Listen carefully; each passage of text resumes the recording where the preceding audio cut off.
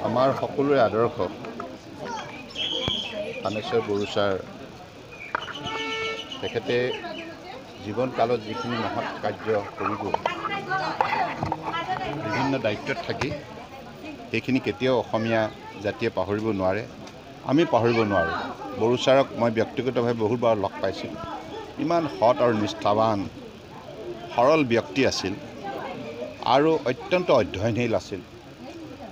বিভিন্ন বিষয়ত তেখেতৰ যিখিনি দখল আছিল সেই কথা তেখেতৰ বিভিন্ন বক্তব্যত প্ৰকাশ পাইছে লিখনিতো প্ৰকাশ পাইছে গতিকে এগৰাকী আদৰ্শ ব্যক্তি হিচাপেও অসমৰ প্ৰাক্তন ৰাজহ মন্ত্ৰী হিচাপে শিক্ষামন্ত্ৰী হিচাপে তেখেতে যিখিনি সেৱা আগবঢ়াই গ'ল খুব সততাৰে সেইখিনি বৰ্তমান চামৰ ৰাজনীতিকসকলে শিকিবলগীয়া কথা আৰু আমি সকলোৱে এই কথাবিলাক মনত ৰাখিব লাগিব যে আমাৰ জ্যেষ্ঠসকলে যি আদৰ্শ দেখুৱাই গৈছে সেই আদৰ্শক আমি সকলোৱে শ্ৰদ্ধাৰে গ্ৰহণ কৰি আমাৰ দায়িত্ব কৰ্তব্য সমাজৰ বাবে নিষ্ঠাৰে তেনেধৰণে পালন কৰি যাব লাগিব গতিকে মই আজি এই ক্ষণত বড়োচাৰলৈ গভীৰ শ্ৰদ্ধাঞ্জলি জ্ঞাপন কৰিছোঁ শোকসন্তপ্ত পৰিয়ালবৰ্গলৈ সমবেদনা জ্ঞাপন কৰিছোঁ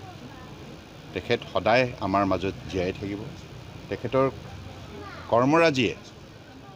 মানুহৰ স্মৃতিত সদায় সজীৱ হৈ থাকে